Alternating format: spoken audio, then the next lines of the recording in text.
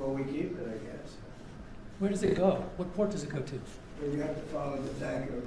If you're a good businessman, just follow the tanker. Do you know where it was going? Was it going to Follow China? it. Get a helicopter and follow the tanker. You just watched American imperialism stripped bare to its grotesque foundations, friends, and you need to understand what this moment actually represents, because this is the confession we have been waiting decades to hear spoken so plainly in the corridors of power.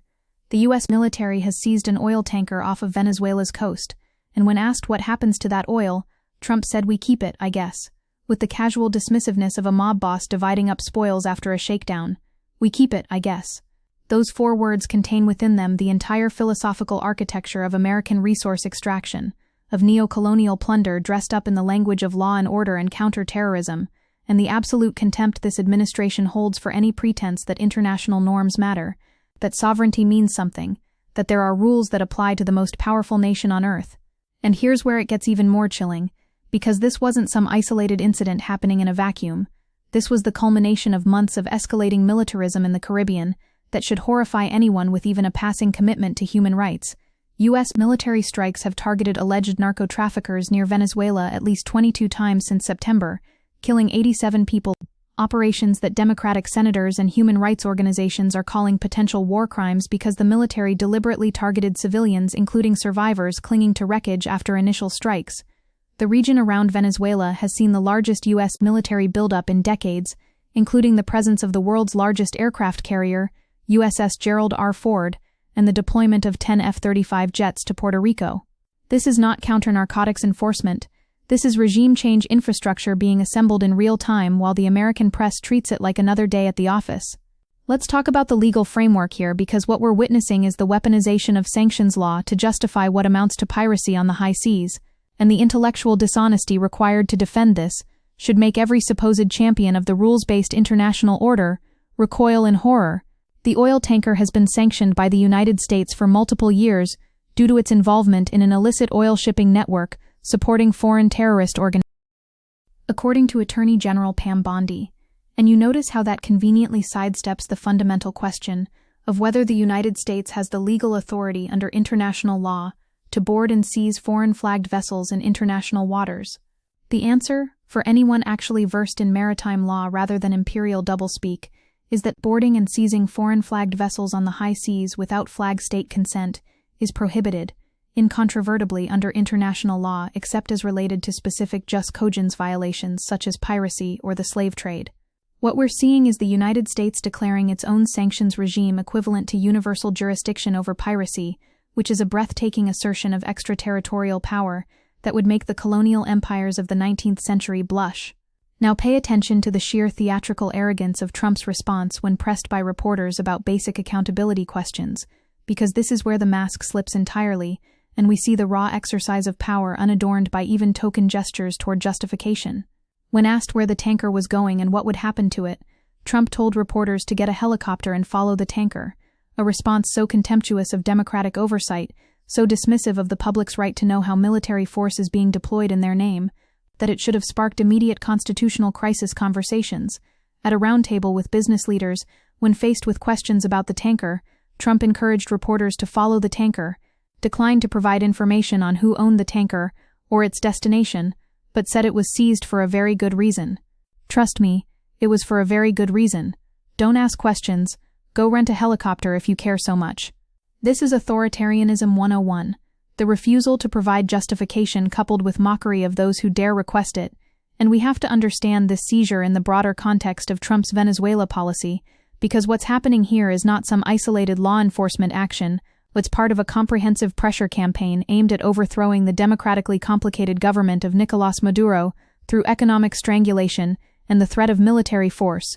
Trump said Maduro's days are numbered in an interview with Politico published Tuesday, and when asked about the possibility of a ground invasion, he would not rule out a ground invasion of the South American nation, saying, "I don't want to rule in or out.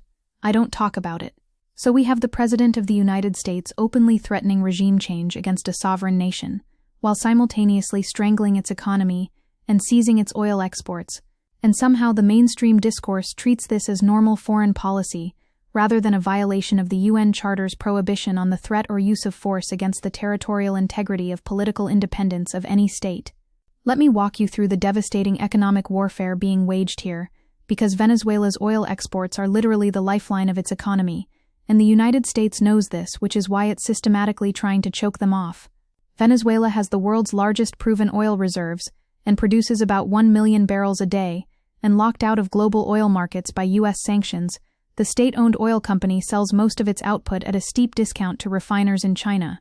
The tanker seized today, identified as the Skipper, was headed to Cuba and was ultimately destined for Asia after being brokered through Cuban sellers, meaning this seizure directly impacts not just Venezuela, but Cuba, which is currently experiencing some of the worst energy crises in its history.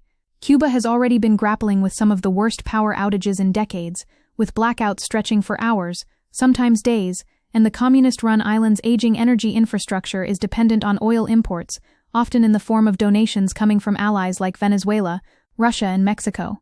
So the United States seizes oil that was going to alleviate a humanitarian energy crisis, keeps it for itself, and somehow we're supposed to believe this is about counterterrorism rather than naked resource extraction. And speaking of naked resource extraction, let's talk about what Trump actually said out loud yesterday, because the quiet part became the loud part, and it reveals the entire ideological rot at the center of American foreign policy across both parties, even if Trump says it more crudely. When asked by a reporter what will happen to the oil on the ship, Trump responded, "Well, we keep it, I guess," adding, "I assume we're going to keep the oil." We keep it. We assume we're going to keep it. This is the President of the United States casually announcing the appropriation of millions of dollars worth of crude oil seized from a vessel in international waters, as if this is the most natural thing in the world, as if the entire apparatus of international law and sovereignty and property rights simply doesn't apply when American interests are at stake. And you know what's even more disturbing? This isn't actually new policy, it's just usually couched in more sophisticated language about asset forfeiture and sanctions enforcement. But Trump, in his singular genius for exposing the barbarity underlying polite society, just says the thing that every imperial power does but pretends not to. Now let's connect this to the broader history of U.S.-Venezuela relations, because this didn't start yesterday, and it won't end with this tanker. This is part of a decades-long effort to control Venezuelan oil that has absolutely nothing to do with democracy or human rights, and everything to do with maintaining American hegemony over the Western Hemisphere. During past negotiations, among the concessions the U.S. has made to Maduro was approval for oil giant Chevron Corp. To resume pumping and exporting Venezuelan oil, and the corporation's activities in the South American country resulted in a financial lifeline for Maduro's government. So when it serves American corporate interests, suddenly dealing with the Maduro government is perfectly acceptable, and we grant licenses for Chevron to operate there. But when Venezuela tries to sell oil to China or Cuba or anyone outside the U.S. orbit, suddenly it becomes sanctionable terrorism-supporting activity that justifies military interdiction on the high seas. The hypocrisy is so naked, it's almost admirably shameless. And we need to talk about the absolutely Orwellian justifications being deployed here, because Attorney General Pam Bondi released footage of this operation, showing armed troops rappelling onto the tanker from helicopters like something out of an action movie, and the accompanying statement claimed the oil tanker has been sanctioned by the United States for multiple years due to its involvement in an illicit oil shipping network supporting foreign terrorist organizations. Supporting foreign terrorist organizations. This is the all-purpose justification for literally anything now. The magic words that transform any action, no matter how aggressive or legally dubious, into righteous counterterrorism. The Skipper was sanctioned by the U.S. Treasury Department in 2022 for alleged ties to Iran's Islamic Revolutionary Guard Corps and Hezbollah. So because this tanker allegedly at some point transported Iranian oil, the United States now claims the right to seize it in international waters, even when it's carrying Venezuelan crude to Cuba. This is sanctions maximalism taken to its logical extreme, where any ship that ever touched Iranian product becomes permanently tainted and subject to seizure anywhere in the world. Let me tell you what Democratic Senator Chris Van Hollen said about this, because even members of the foreign policy establishment are recognizing that this has crossed a line into territory that makes a mockery of the stated justifications for U.S. military presence in the Caribbean. Senator Chris Van Hollen, a member of the Senate Foreign Relations Committee, said the U.S. seizing of the oil tanker cast doubt on the administration's stated reasons for the military buildup and boat strikes in the region, saying this shows that their whole cover story, that this is about interdicting drugs, is a big lie, and this is just one more piece of evidence that this is really about regime change by force. Regime change by force.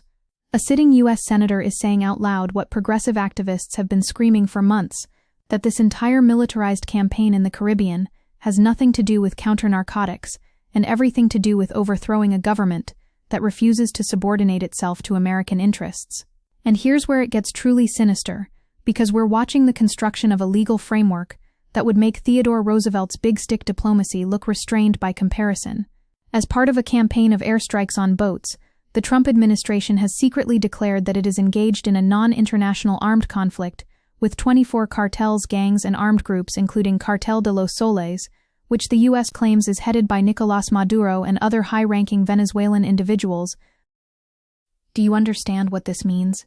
The administration has declared an armed conflict with a cartel that it claims is headed by the sitting president of Venezuela, which provides legal cover under the laws of war for kinetic military operations that would otherwise be extrajudicial killings or acts of war against a sovereign state.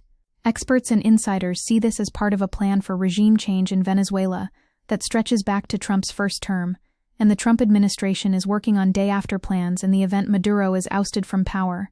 They're already planning the occupation, already dividing up the spoils, already deciding what kind of puppet government they'll install, and the American people are supposed to just nod along because terrorism and drugs and authoritarianism. Let's be absolutely clear about the humanitarian consequences of this economic warfare, because when progressives talk about sanctions being a form of violence, this is exactly what we mean. Eric Sperling of Just Foreign Policy told The Intercept, Congress and the international community should consider this as an illegal act of war, in the legal sense, as well as for the surge in poverty and violence it could cause, and the Trump administration's indiscriminate sanctions have increased hunger across the population, but have failed to topple the government. It appears they're now aiming to further tighten the economic noose regardless of its impact on civilians, in pursuit of their regime change goal. Regardless of its impact on civilians. The cruelty is the point, the suffering is the strategy, because if you can make the Venezuelan people desperate enough, they might rise up and overthrow their government, which has proven annoyingly resistant to American pressure, and if millions of ordinary Venezuelans have to suffer malnutrition and medical supply shortages and energy poverty in the process, well, that's just the cost of maintaining American hegemony in the Western Hemisphere. And we need to talk about the absolutely staggering international law violations being normalized here, because this is not how functional multilateral systems are supposed to work. Just this month, 2 United Nations experts issued a joint statement expressing deep concern about mounting pressure from the United States on Venezuela, and polls in the U.S. show disapproval over the escalating tensions, with a November poll from The Economist and YouGov finding that only 17% of U.S. adults support using military force to overthrow the Venezuelan government, with 45% opposed. So we have UN human rights experts condemning the U.S. campaign, we have a majority of Americans opposing military force for regime change, and yet the administration barrels forward with escalating militarism because who's going to stop them? Who's going to enforce international law against the United States? This is why principled opposition to imperialism matters. This is why we can't just shrug and say, well, that's how great powers behave. Because the moment you accept that might makes right, you've abandoned any coherent framework for restraining power. Now watch how the economic impacts of this seizure ripple outward, because this isn't happening in isolation. This is part of a broader strategy to make Venezuelan oil exports so risky that traders and shippers refuse to touch them. The seizure may make it much harder for Venezuela to export its oil, as other shippers are now likely to be more reluctant to load its cargoes, and most Venezuelan oil goes to China, usually through intermediaries, at steep discounts owing to sanctions risk. So the U.S. seizure creates a chilling effect where legitimate commerce becomes impossible because any vessel that loads Venezuelan crude risks being interdicted by the U.S. military on the high seas and having its cargo confiscated. Energy analysts said shippers will likely be much more cautious and hesitant about loading Venezuelan crude going forward, which is exactly the point, to make Venezuela's primary source of revenue so difficult to monetize that the economy collapses and Maduro falls. And let's talk about the spectacular hypocrisy of the Trump administration's justifications here, because they want to have this both ways, where they claim to be upholding international law by enforcing sanctions while simultaneously violating the most fundamental principles of maritime law. Just Foreign Policy called this an illegal act of war, in the legal sense. And you know what the Trump administration's response would be? That their domestic sanctions law gives them authority to do this, which is the ultimate expression of American exceptionalism. The belief that U.S. law supersedes international law and applies everywhere in the world to everyone.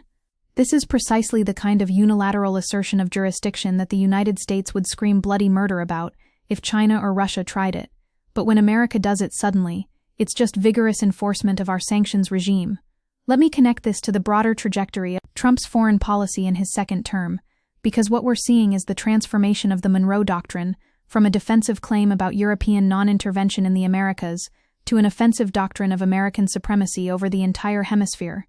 What's been called the Monroe Doctrine began to take shape with threats to seize the Panama Canal, acquire Greenland, and rename the Gulf of Mexico as the Gulf of America. This is imperialism unbound, stripped of even the pretense of multilateralism or consent, just raw assertions of American power backed by the largest military in human history. And Venezuela becomes the test case, the place where the administration works out how far it can push this new doctrine of hemispheric domination. Look at how casually Trump announces this, as if seizing foreign vessels and confiscating their cargo is just another Tuesday at the office, and understand that this casualness is itself a form of ideological violence because it normalizes the abnormal, makes empire seem like common sense. Trump did not provide details on the seizure, but said that it was an interesting day. An interesting day? We just committed what international law scholars consider piracy on the high seas. We just escalated toward possible military conflict with a sovereign nation. We just potentially cut off energy supplies to Cuba during a humanitarian crisis, and the President of the United States calls it interesting. This is the banality of imperialism, the way that routine military operations and sanctions enforcement and regime change planning become just part of the regular business of American statecraft. And we need to understand how this seizure fits into the broader ecosystem of American control over global oil flows, because this has always been about who gets to decide which countries can sell oil to whom, and at what price. Oil revenue remains the central pillar of Venezuela's collapsing economy, with the country relying heavily on discounted exports to China, and other buyers willing to navigate sanctions exposure. The nation moves much of its crude through a shadow network of reflagged tankers, shell companies, and ship-to-ship transfers designed to conceal the origin of its oil, with many vessels operating with their transponders off or spoofing locations to avoid detection. Venezuela has been forced into this shadow economy by American sanctions, and now the United States uses the existence of this shadow economy as justification for military interdiction. A perfect circular logic where American pressure creates the conditions it then cites as evidence of illicit activity. Let's talk about the absolutely chilling precedent being set here for international commerce and freedom of navigation. Because if the United States can seize foreign-flagged vessels in international waters based solely on its own unilateral sanctions designations, then international waters cease to be international in any meaningful sense. They become American territorial waters where U.S. law applies and U.S. military forces can operate with impunity. Analysts say this does mark a massive escalation in terms of U.S. action against Venezuela, and it has been reported that President Trump has been pondering for weeks now what kind of action to take in Venezuela, and has been very clear that he is contemplating regime change. Not even hiding it, not even using euphemisms about democracy promotion or humanitarian intervention, just openly discussing the overthrow of a government, as if this is a perfectly legitimate topic for presidential deliberation. And here's what should terrify everyone about this moment. Not just progressives, but anyone who cares about constraining executive power or maintaining some semblance of democratic accountability over foreign policy. The Trump administration is considering more missions similar to Wednesday's seizure, and additional seizures are possible in the coming weeks as the U.S. applies pressure on Maduro. So this is not a one-off. This is the beginning of a campaign of maritime interdiction that will systematically target Venezuelan oil exports wherever they can be found, which means the U.S. military is essentially blockading Venezuela without declaring a blockade, which is itself an act of war under international law. But who's going to call it that? Who's going to hold the United States accountable? The International Court of Justice that America doesn't recognize, the UN Security Council where America has a veto. This is why imperial power is so insidious, because it creates its own permission structure where might becomes the only law that matters. Look at the oil markets responding to this seizure, because capital always understands what's happening faster than the political discourse does. Oil prices began steadily rising as reports of the seizure circulated throughout the day, rising more than 1.3% or about 75 cents, and the price of crude oil is one of the primary factors in the price consumers pay at the gas pump. So American consumers will pay higher prices at the pump, because the Trump administration is seizing foreign oil tankers in a bid to overthrow the Venezuelan government. But somehow this will be blamed on Biden's energy policy or environmental regulations, rather than the obvious cause, which is that military aggression in oil-producing regions raises prices. And the cruel irony is that Trump will probably benefit politically from this, because he can turn around and blame Venezuela or Iran or whoever for high gas prices, while his own actions directly contributed to the problem. And we need to talk about Maduro's response here, because however you feel about the Venezuelan government's domestic policies, they're absolutely correct in identifying this as an act of imperial aggression. Maduro referred to tensions with the U.S. but did not mention the tanker specifically, saying that the country is ready for a fight, declaring it's not a time for cowards and it's time for combat. Now the mainstream media will present this as Maduro being belligerent and authoritarian, but put yourself in the position of a country that's being systematically strangled economically, that's had billions of dollars in assets frozen, that's facing the largest U.S. military buildup in the region in decades, and airstrikes that have killed dozens of people, and now the seizure of your oil exports on the high seas. At what point does resistance to that pressure become not authoritarianism, but national defense? At what point does rallying your population become not dictatorship, but legitimate mobilization against external threat?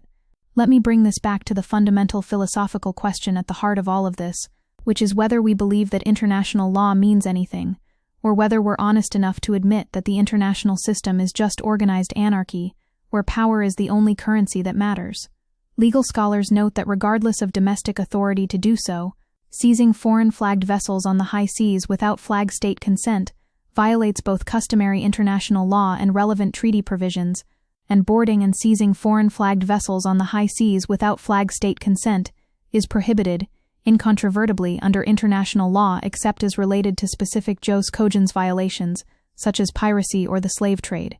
This is black-letter international law. This is not some progressive wish list. This is the foundational framework that's supposed to govern state behavior on the high seas, and the United States is just ignoring it because what are you going to do about it? And here's where Trump's rhetoric becomes especially revealing, because his whole shtick is being the guy who says the quiet part out loud, who strips away the diplomatic niceties and tells you how power really works. When he says we keep it, I guess, with that characteristic shrug, he's inadvertently confessing to the predatory logic that has always animated American foreign policy, but usually gets dressed up in the language of democracy and human rights and rules-based order. This is extractive imperialism with the mask off. This is might makes right without the philosophical elaboration. This is the Monroe Doctrine stripped down to its essence, which is that the Western Hemisphere belongs to the United States, and anyone who challenges that will be crushed economically, and if necessary, militarily. Watch how the Trump administration will try to spin this as some kind of law enforcement success against terrorism and drug trafficking, when what they've actually done is create the conditions for escalating conflict that could spiral into direct military confrontation. Trump is considering land strikes within Venezuela, and when you combine that with Trump directing airlines to steer clear of Venezuelan airspace, a move that raised speculation among analysts that Washington was preparing for land strikes, you get a picture of an administration systematically preparing the battlefield for potential invasion or regime decapitation strikes, and all of this is happening with minimal congressional oversight, minimal public debate, minimal engagement with the question of whether the American people actually want another regime change war in Latin America. Let's talk about the absolutely Kafkaesque quality of the legal reasoning being deployed here, because the Attorney General says they executed a seizure warrant, but who issued that warrant, and under what authority and based on what jurisdiction? The Federal Bureau of Investigation, Homeland Security Investigations, and the United States Coast Guard, with support from the Department of War, executed a seizure warrant for a crude oil tanker used to transport sanctioned oil from Venezuela and Iran. A U.S. court issued a warrant for the seizure of a foreign-flagged vessel in international waters, based on violations of U.S. sanctions, which is a breathtaking assertion of extraterritorial jurisdiction that assumes U.S. law applies everywhere to everyone. This is legal imperialism, the extension of American law beyond American territory through the mechanism of sanctions and the threat of military enforcement. And notice how this all gets framed in the media as if it's a normal foreign policy development rather than a potentially catastrophic escalation toward conflict. The headlines say U.S. seizes tanker, as if this is just routine customs enforcement rather than a military operation that involved helicopters and armed boarding teams and the physical seizure of a vessel that belongs to another country. The helicopters used in the tanker seizure launched from the USS Gerald Ford, and the boarding team was comprised of the Coast Guard's Maritime Security and Response Team, an elite maritime interdiction unit. This wasn't some police action. This was a military operation using special forces supported by a nuclear-powered aircraft carrier to seize a commercial vessel, and somehow we're supposed to treat this as business as usual. This is the moment, friends. This is the confession. This is American imperialism telling you exactly what it is and what it does and daring you to do something about it. We keep it, I guess. 4 words that contain the entire corrupt edifice of American hegemony, the entire brutal machinery of sanctions and seizures and regime change operations, the entire cynical calculus that decides which governments get to survive and which get strangled until they collapse. And the tragedy is that millions of Americans will never hear about this, or will hear about it framed as a victory against narco-terrorism, will never understand that their government just committed piracy on the high seas in service of overthrowing a government that refuses to subordinate itself to American interests. And this is why we fight. This is why we resist. This is why we refuse to accept the normalization of imperial violence, even when it comes dressed in the language of law and counter-terrorism. Because today it's a Venezuelan tanker.